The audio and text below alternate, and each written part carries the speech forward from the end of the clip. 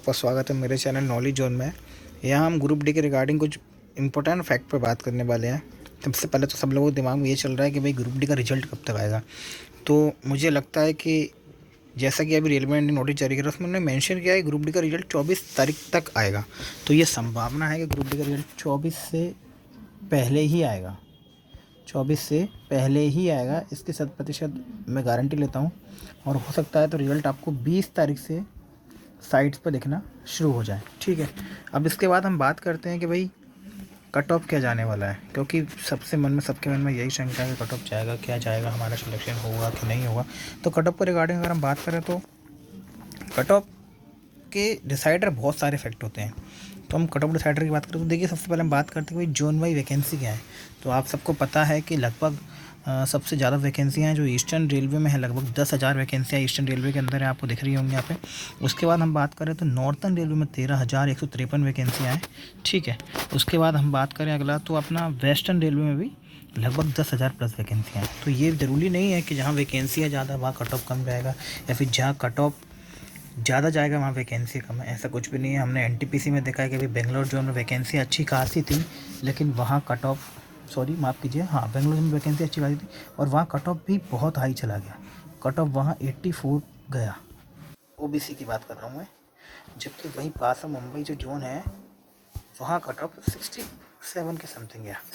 तो ये कुछ भी नहीं है कि भाई कट ऑफ और वैकेंसी में कोई है। हाँ, कुछ जोनों में हो सकता है, जैसे नॉर्थ ईस्ट के जोन होते हैं वहाँ कट ऑफ कम ज़्यादा हो जाता है। तो हमने देखा कि हमारे पास टोटल वैकेंसियाँ 1 लाख हैं, लेकिन जो बेसिकली फ़ाइट वाली वैकेंसियाँ हैं वो अपनी लगभग 42,000 के आसपास और 50-60 हज़ार वैकेंसी फाइट करनी होगी। बाकी सारी वैकेंसी अपनी XMCC वाले PWD बैकवर्ड वाले केंद्रों के लिए पड़ी है। हम देखते हैं कि भाई फॉर्म भर चुके थे एग्जाम स्टार्ट होने वाले, कंपटीशन कितना रहा है। तो हमने नोटिस किया कि भाई जो कंपटीशन है वो ज़्यादा नहीं है। नॉर्थन रेलवे इलाहाबाद में बहुत ज़्यादा 192। तो जैसे कि बहुत सारे सोर्सों से पता चला है कि भाई अटेंडेंस 50% के आसपास रही है। अटेंडेंस 50% के आसपास रही, तो अटेंडेंस का मतलब ये कदापि नहीं है कंपटीशन कम हो गया।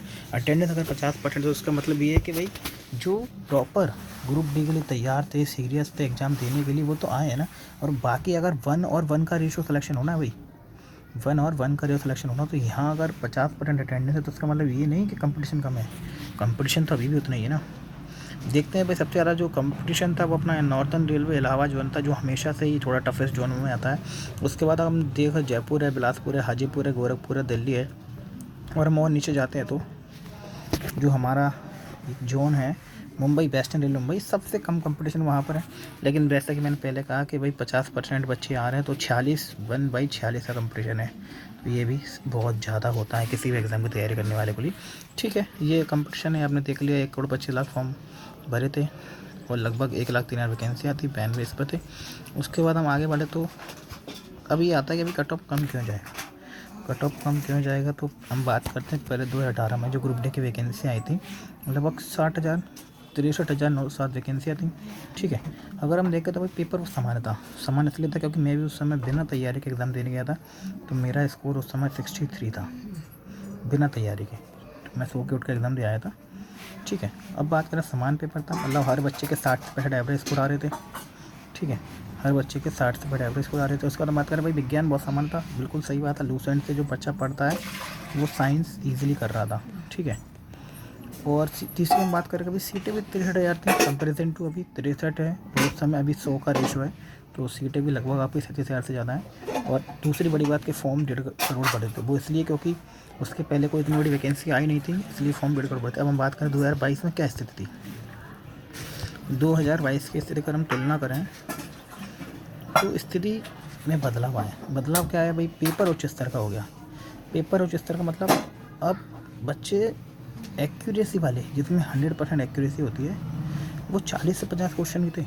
40 से 50 क्वेश्चन ही 100% एक्यूरेसी ही थे। और फिर हम देखें भाई विज्ञान था वो NCERT स्तर का था। विज्ञान था NCERT स्तर का था। हाँ, कुछ यूट्यूबर या फिर कुछ टीचर को कहना था कि भाई NCERT से पढ़ाई कीजिए, NCERT से पढ़ाई। अब मुझे ये समझाइए, अगर ग्रुप डी का बच्चा NCERT से पढ़ाई करेगा तो वो ग्रुप डी की तैयारी क्यों करेगा। अगर वो एनसीईआरटी पढ़ सकता है, उस पर इतना टाइम होता है, उसकी मानसिक क्षमता इतनी अच्छी होती, तो वो ग्रुप डी की तैयारी करता ही नहीं, वो फिर अच्छे एग्ज़ाम की तैयारी करता ना। तो ये बिल्कुल ही गलत बात है कि भाई एनसीईआरटी से पढ़ी। और एनसीईआरटी कोई हलवा तो है नहीं कि आप 2 दिन में 10 दिन में एनसीईआरटी पढ़ लेंगे। एनसीईआरटी के लिए आपका बेस अच्छा होना चाहिए। तो साइंस में लगभग सबके नंबर बिगड़े, ठीक है, इस चक्कर में। और सीटें 1 लाख ज़्यादा है, सीटें 1,03,000 है, तो वहाँ भी कंपटीशन थोड़ा कम हो गया। और फिर फॉर्म भी 1 डेढ़ करोड़ के आसपास बढ़े थे। तो ये सारे रीज़न थे कि भाई कट ऑफ कम क्यों जाएगा, क्योंकि सोर्सेज तो बहुत देते हैं कि भाई कट ऑफ कम जाएगा, ये कारण है वो कारण है, लेकिन कट ऑफ कम जाएगा उसके रीज़न मैंने आपको दे दिए हैं कि भाई साइंस बहुत टफ थी। साइंस अगर 30 नंबर की साइंस है तो मुश्किल से 5 से 6 क्वेश्चन ही बच्चों को आते थे, बाकी सारे बहुत टफ क्वेश्चन थे। किसी के अगर 30 में तो 25 क्वेश्चन अच्छे हैं तो मान सकते हैं कि उसका साइंस बहुत अच्छा लेवल का हुआ, या फिर उसके कुछ तुक्के फिर बैठ गए होंगे। हम आगे चलते हैं कि भाई ग्रुप डी का कट ऑफ मार्क्स क्या रहने वाला है, क्योंकि एग्ज़ाम का रिज़ल्ट मैंने जैसा कहा कि 24 से पहले आ जाएगा। तो बच्चों को उन्हें शंका है कि हम फिजिकली तैयारी करें या ना करें। तो देखिए, अगर 55 नंबर है तो आप फिजिकली तैयारी कीजिए। अगर आपके 55 नंबर हैं और आप किसी भी कैटेगरी से, तो आप फिजिकली तैयारी कीजिए। लेकिन 55 नंबर आपको सिलेक्शन नहीं दिलाएंगे।